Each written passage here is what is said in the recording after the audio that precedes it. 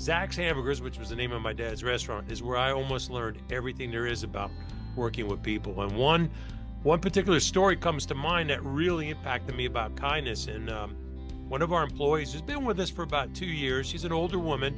She was caught stealing hamburgers one night, and I was right there. My dad caught her, and she was putting hamburger meat into her purse. And I saw how my dad handled that, and even to this day, my hairs are up on my arm. He turns to her and he goes, "I'm sorry." And I'm thinking he was going to, call the police or fire her or kick her out the door. And he goes, "I'm sorry. I really am, that I have not been approachable or nice enough that you can come to me and ask me if you need something. I promise if you stay with me, I will do better at that."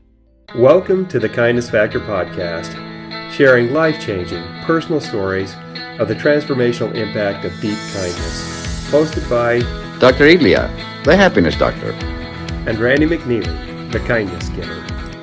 Thank you for joining us. Good morning, good afternoon, or good evening, wherever you may be. Welcome to another episode of the Kindness Factor podcast. I'm Randy McNeely, the kindness giver, joined by my wonderful co-host, Dr. Elia Gourgouris, the happiness doctor.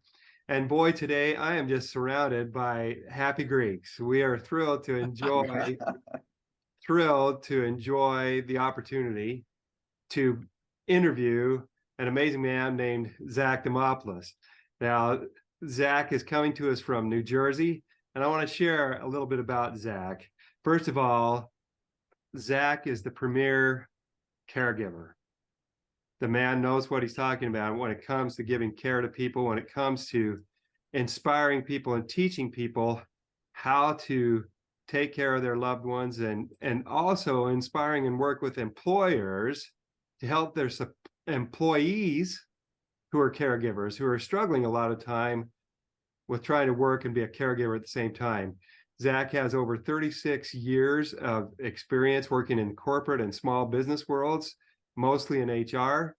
He also founded and operated his own home care agency for over 13 years. He helped over 500 families care for their loved ones and hired over 700 professional caregivers to provide that care. Zack is currently a long-distance caregiver for his mother, who lives in North Carolina, and he frequently travels back and forth from New Jersey to North Carolina, where he lives with his beautiful wife, Phyllis, and two rescue dogs. We're going to have to hear about those rescue dogs. They enjoy having their 3 adult children with their spouses and 2 grandchildren living near them, and they enjoy getting together and having a great time. Zack, I know that there's a lot more we could say and share, but let's turn the time over to, oh, wait a minute. I got to pause, because I think the happy Greek, Dr. Gourgouris, had something he wanted to share about Zack. I'm just saying, Opa, as we say in Greek. Let me just say, welcome to the Greek George Clooney or the Italian stallion, Zack Demopoulos. Let's go, baby. You're never supposed to embarrass the guest right off the bat, man. Come on. Especially for a guy who looks like he's about to jump on a cruise ship in the Greek Isles and cruise the waters. I'm ready to go. I just wore this first time ever in my whole life. Brand new shirt just for you, Zack. It was like conscious decision to bring a little bit of the Greek Aegean closer to you, my friend. Welcome to the show. Thank you. It's an honor to be here, and I love the shirt, by the way. I really do. And Randy, thank you for that nice introduction. Anybody could say Demopoulos. I'm impressed, because it rhymes with Acropolis. And as far as my rescue dogs, you will probably hear from them, because they're probably going to bark. So I apologize for that in advance. One's named Stella, one's named Athena. Wow, those are beautiful names. Very beautiful. They're awesome. Well, Zack, I had to practice your name for a while. Not now, but when we first met, I kept wanting to, because we got also our other friend, Apostolopoulos, and Apostolopoulos, Demopoulos. Gourgouris is a lot easier to pronounce. Right. But you know what? All that adds up to one word for me: happy. Happy people. I have not made a Greek friend yet that has not been a smiling, happy person. So, I love hanging out with my Greek friends. Zack, the purpose behind this show you well know, we are here to give our audience, share with our audience, inspiring, and transformative experiences with kindness. And coming from the world that you do, you've had a multitude of them. And we would love to hear, about who your kindness heroes are. And what I mean by that, people who have had an impact on your life, who still have an impact on your life, even many years or maybe decades after the experience that you've had. What would you like to share with our audience? So there's so many. There's so many. I know So that's the many. toughest question. There's so many, but There yeah. are so many. There really is. But I guess the best way to answer your question, the most honest way to answer your question is probably the very first person to influence my life in terms of kindness. And that's when I was about 13 years old. I started working with my father in a restaurant. Surprise, a Greek owning a restaurant. What? And Wow. my father's a Greek immigrant who came over here, and I just respect the heck out of him. He's like my mentor and hero because no education, and he started a restaurant. And I worked with him from 13 years old to about 21. And Wow. everybody used to always ask me, "Where'd you go to school?" And I go, "Real school or institutional school?" I go, Zack's Hamburgers, which was the name of my dad's restaurant, is where I almost learned everything there is about working with people. And one particular story comes to mind that really impacted me about kindness. And one of our employees who's been with us for about 2 years, she's an older woman. She was caught stealing hamburgers one night, and I was right there. My dad caught her, and she was putting hamburger meat into her purse. And I saw how my dad handled that. And even to this day, my hairs are up on my arm. He turns to her and he goes, "I'm sorry." And I'm thinking he was going to, call the police or fire her or kick her out the door. And he goes, "I'm sorry.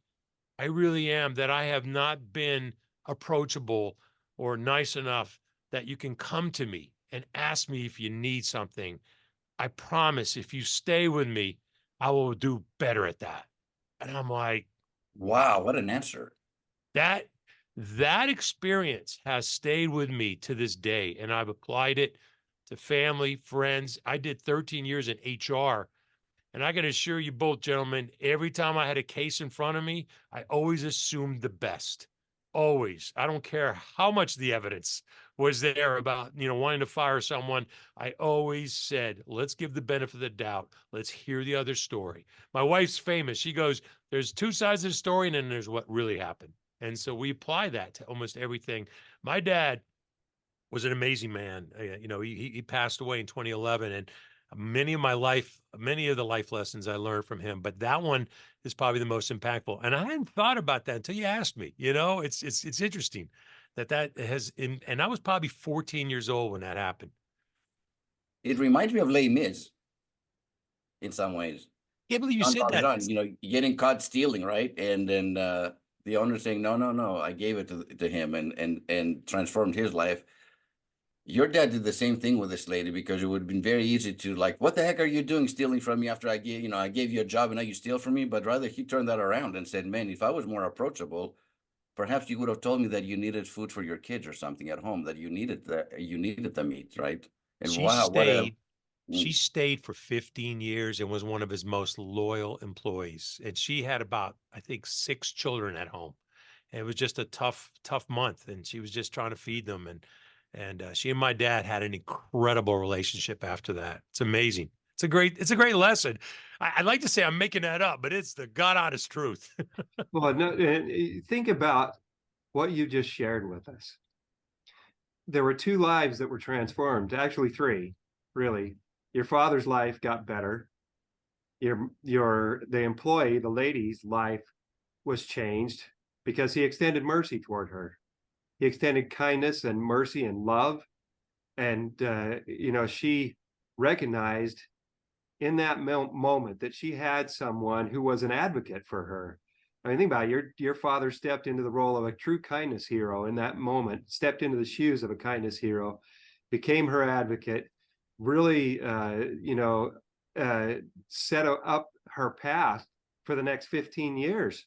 And think about what happened to her heart. Her heart in that moment was engraved with the initials of your father. That's beautifully said, Randy. And Beautifully said. impacted me. Can I share a quick Well, so that story? was, I was going to say that was the second person. There were three people impacted. Yeah. You were the third.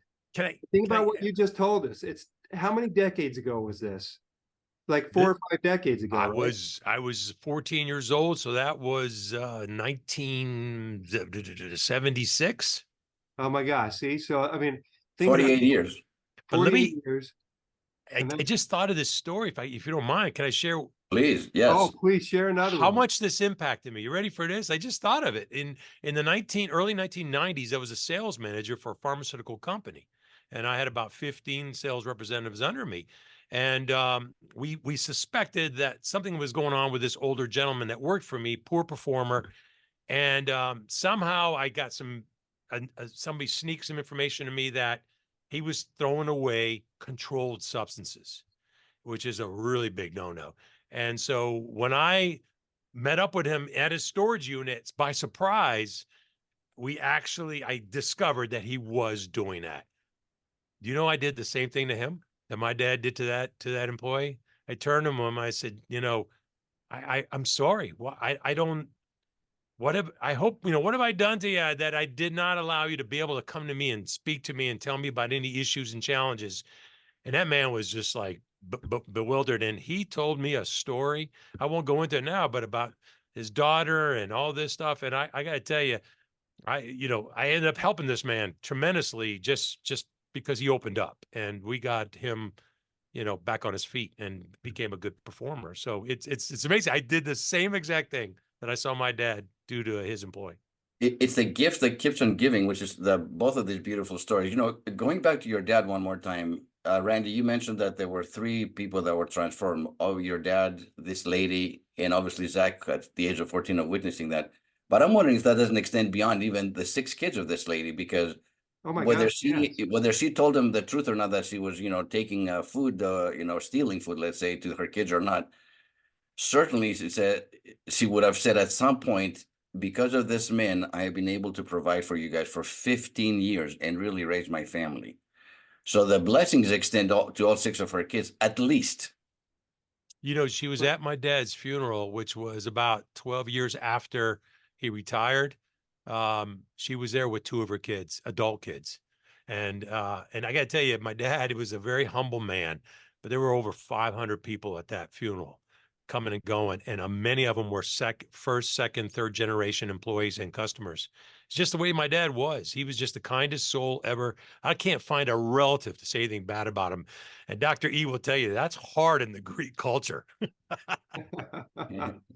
Well, think about what we've just discussed here. I mean, generational impact.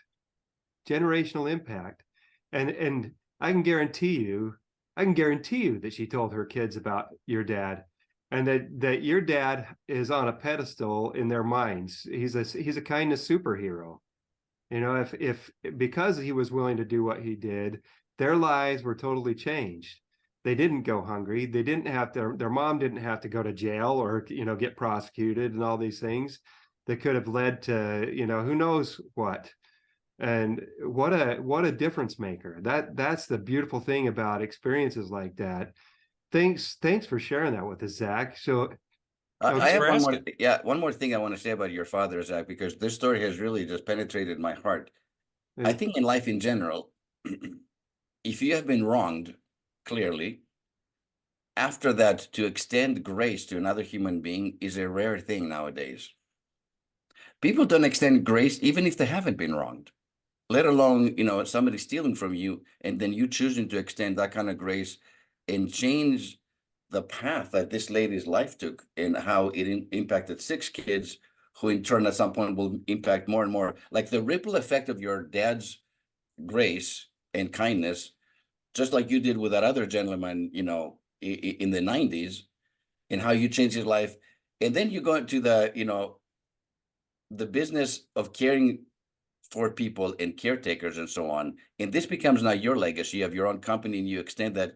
Your dad's legacy has lived through you, and I'm sure it gets passed on to the next generation, to his grandkids, meaning your own kids too, on the lineage. I mean, Yeah, without a doubt. And I gotta tell you, I hope you're wrong, Dr. E, because I hope that people today do give people the benefit of the doubt, do overlook a mistake, and they just don't talk about it, and you just don't hear about it. And I'll tell you, in the late '90s, when I was in HR, and early 2000s, I would have managers just come right into my office and go, "I want to fire so and so," and I would say, "Okay, sit down. First of all, calm down," because they're getting heat from their manager, right? And they're saying they're a poor performer, this and that. I go, "Great, okay, but show me where you've given them the feedback. Show me where you've helped them and lead them, instead of what you're showing me right now is you just want to get rid of a problem. You don't know anything about this representative, probably what they're going through personally. Maybe they have an aging adult at home, and it's taking a lot of physical, emotional, mental, financial stress on them. So I would coach a lot of managers, and I hope some of your listeners today who are leading people really take heed to this, that look, give people a chance, because that's what you would want. If you weren't performing for some reason, you wouldn't want a leader to come in and say, "You're out of here," right? So you want people to give you the benefit of doubt. You really do. Hello, my friends. Thank you so much for taking the time to listen today. We sincerely appreciate you. My friends, I firmly believe that every one of us has an inner kindness hero that is just waiting to be released every day. I'd like to give you a pathway for releasing yours. How? By helping us to flood the earth with as much kindness as possible, to create a global kindemic that spreads love, hope, and happiness. Like and subscribe to each of our social media channels listed in the description, and take out a subscription through Buzzsprout for as little as $10 per month. You can help us to continue to spread the kindemic by bringing you great content here and taking our transformative kindness message to a much broader global audience through the Kindness Factor Human Interest series. Release your inner kindness hero today. Thank you for your support. The thing that's beautiful about that is you're not advocating just one and done. You're not advocating, okay, you've had your chance, see ya. What you're advocating is, let's find out what's going on. Let's find out if how we can manage things and transform things so that you can succeed, because we want you to succeed. You're giving them the ability that you're saying to them, by giving them the opportunity to share what's going on. You're saying, we want to work with you. We want you to succeed. And I can't help it, Elia. We just released today, as we're recording this, the podcast we recorded last week with a beautiful lady named Robin Berlinski. She's the lady who brings out the woohoo in people. I can't help but thinking about how she talked about how perception is reality. What? Her grandfather passed away while she was sitting on his lap. Oh gosh. And but listen to this.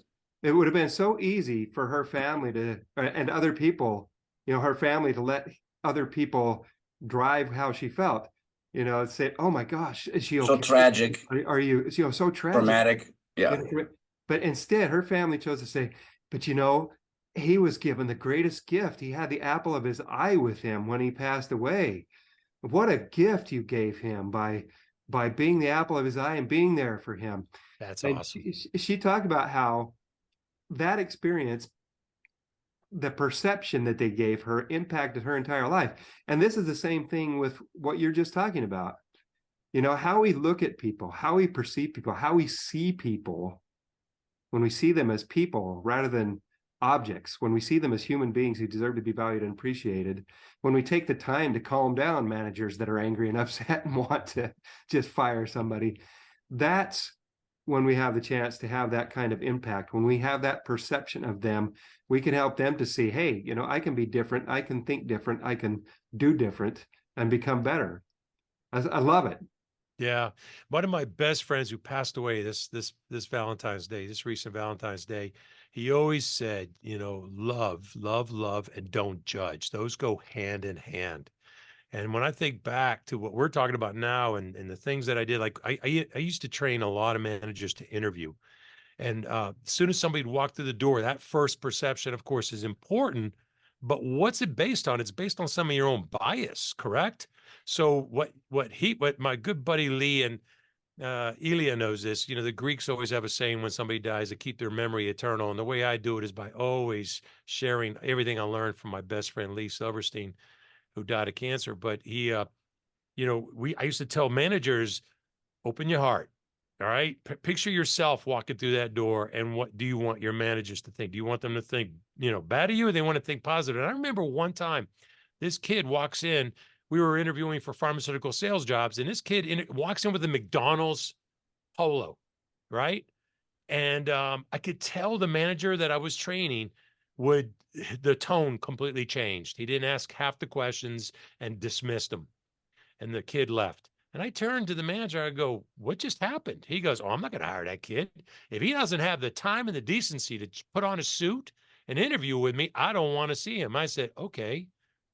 And I come from the restaurant business, right? I said, how about the decency and effort he made to leave his job, be here because he wants to interview with you, and then turn around and has to go back to work. That's the kind of person I want to hire, And it's Wow, like, that's it's like the manager's like, oh, I never thought of it that way, that was So my first thought too, that he probably left his job to come and interview. That's why he's wearing the McDonald's shirt, and then he had to rush back, and so he did it probably during his lunch break. So cut him a break. yeah, I had a lot of Yeah. respect for that person. And I made that manager bring him back the next day for a redo interview, and we hired him. We hired it. Wow, what a good. See, that's awesome. Yeah. That's Well, I mean, awesome. it's the Yep. right thing to do, I mean, like I said, it's tough, but like I said, Lee always said, I'd get angry at some stuff, and Lee would tell me, Zach, you're judging now. Back up a little bit. I mean, we're human. It's human nature, Yeah. right? To jump to some negativity or half empty or to be judging folks. But he really, a man who battled cancer for 13 years, he really learned a lot about love and judging. And he would always tell me, people would look at me and I tell them I have lung cancer, and immediately they'd say, how much did you smoke? Or everything. And it's like, that's terrible. It's terrible to assume that everybody has lung cancer, has been smoking, and that's not the case, And so he did it so nicely, though. He did it always in a nice way to raise awareness and educate.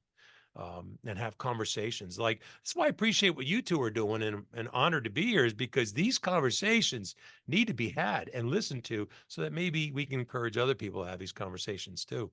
No, that's great. Zach, thanks for that. And thank you so much for all you've shared with us. We're at the point where unfortunately, we could talk all day, and we would love to hear a ton of stories. And we're going to have you come back, because we know you've got a lot more. But we're at the point now where we need to wrap up. We want to ask you, if you had 3 pearls of wisdom, 3 nuggets, golden nuggets that you would like to share with our audience, what would those be? Life hacks or kindness hacks, perhaps. Okay, sure. So I did listen to your podcast. I'm a fan, and I remember Elaine something. Yes, Elaine Glencoe. She was amazing, and she shared something that I want to reiterate. She shared that a lot of us are givers, but we hate to receive. And one thing I will share, since I'm a caregiver advocate, to anyone and everyone out there who either is dealing with a chronic illness or an illness, or caring for somebody, it's a tough road. Be open to getting the care. People want to help you. And so be open to that, because it's hard to do it alone. Don't do it alone. And it's easy to actually receive care, which is my second hack, would be that for all of us out there, whenever we hear somebody has cancer, or someone may be a caregiver, we don't know what to say to them. And again, my buddy Lee taught me that. He said that people, instead of not thinking of what to say, they don't say anything at all. In fact, even leave their lives because it's uncomfortable for them. So this hack, I would say, would be, we always say, is there something I could do for you? Right? Or let me know if there's something I could do for you. Or, gosh, you have cancer. I'm sorry. Those are, nice, good intentions. But my hack would be, ask open-ended questions and always say things like, what can I do for you today? I have time. Or this week, I have time and capability. Share one thing. Or even if you really want to make it third party, say, if somebody could really do something for you this week, what would that be? So ask those questions, and you'd be amazed that people would open up. Third hack, again, probably in the same caregiver space, I would say, I'm really trying to promote caregivers to become more visible. They tend to be invisible because they, it's a personal issue. If you're caring for someone right now and you're not sharing that maybe with your leadership, your management, your employer, I encourage you to do it. And here's why. They actually probably want to help you. You're a prize talent, and they want to keep you, but they just don't know anything about what you're going through. And it'd be great just to sit down with a manager or even human resources and just share, hey, I am dealing with this right now, and it's taking me away from my work, or I'm at work, but I'm thinking about my parents' appointment, and I can't concentrate in the meetings, or I'm coming late, or I have to leave early. Share that with your employer. Give them a chance before criticizing them that they don't have good benefits or can't help you. That's what I'd love for people to do more of. Hope that helps. No, that's great. I want to add one more thing from a previous guest that told us specifically about when somebody's sick. We do say, well, what can I do to help you, and so on. And of course, when you ask questions like that, these people are already in pain, or they're suffering, or they're vulnerable. So most likely they're not going to say anything. No, I'm going to be fine. I don't need anything. I'm good. This lady, and I think it was Elaine actually, Randy, if I remember this correctly, she said, just do it. Don't ask, do it. Show up with a bags of groceries. Not going to say, here you go. Instead of saying, I'm going to the grocery, can I pick something for you? Most people go, no, I'm fine. I'm okay. Bypass the question and don't make them feel uncomfortable. They're probably not even going to tell you the truth of what their true needs are, but just intuitively, you get the download. Hey, I need to help Randy. I need to help Zach. I need to help Elia or whatever. Just go ahead and do it. I love that. What happens when you do that? I love that. I love that. I got to tell you something. That is something I would definitely throw out as a challenge to all your listeners, that, we all go through routine day to day. We have either a job in an office or a job at home, or we're driving in a commute, or we're doing exercises. My challenge to everybody out there, to your point, Elia, is I challenge you to just do one thing different today.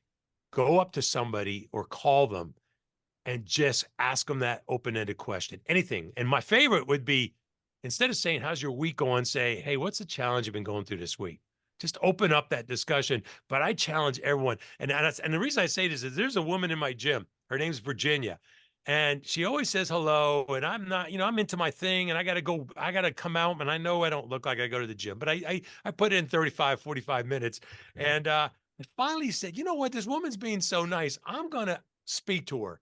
And I just took a moment and we just started talking. This woman, not only does she say hi to me every day, she really genuinely, intentionally says, hey, how's it going with real estate? Or how are your grandchildren? Genuinely. And I got to tell you, if I'm in a bad mood, that puts me in a great mood. She's done more for me than I've done more for her. And so I challenge everyone today who's listening, do one thing different, to your point, Elia. And I'm glad, Zach, that you're okay being on the receiving end of somebody else's kindness. I think this is really important too. We're all kindness givers here on the show, and our guests usually are. But our hardest thing always is to be on the receiving end and to receive with an open heart. And I'm glad that you're doing that and you're smiling about it. That really says a lot. My wife says I stink at that. And she finds sometimes when somebody comes up and pays me a compliment or wants to do something for me, she'll give me an elbow, says, tell them thank you. Say yes, okay. Give somebody a chance to do something for you. That's what she always tells me, make them feel good too. And I'm like, okay, all right. Well, yeah, I was taught by somebody last year, actually, that when somebody pays me a compliment, all I got to do is go like this. I received that. Thank you.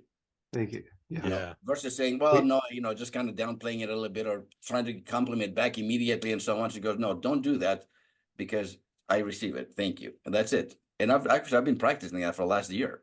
I love that. I'm going to steal that from you. Please do. Yeah. I mean, it's not mine, but yeah, she helped me to actually be in the present moment, in a state of receiving without automatically thinking, what can I give back? How can I pay this back? How can I compliment back? It's like, you know what?